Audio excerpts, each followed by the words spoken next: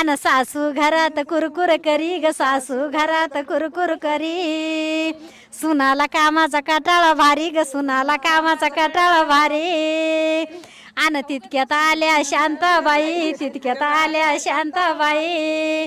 आता वागावं लागतं त्याच्या परीन, वागावं लागतं त्याच्या परी. सासू खचती मनाला ग, सुन पाठी बाई फोनाला. सासू खचती मनाला ग, सुन पाठी बाई फोनाला. सून म्हणी सासूबाई, सून म्हणी सासूबाई.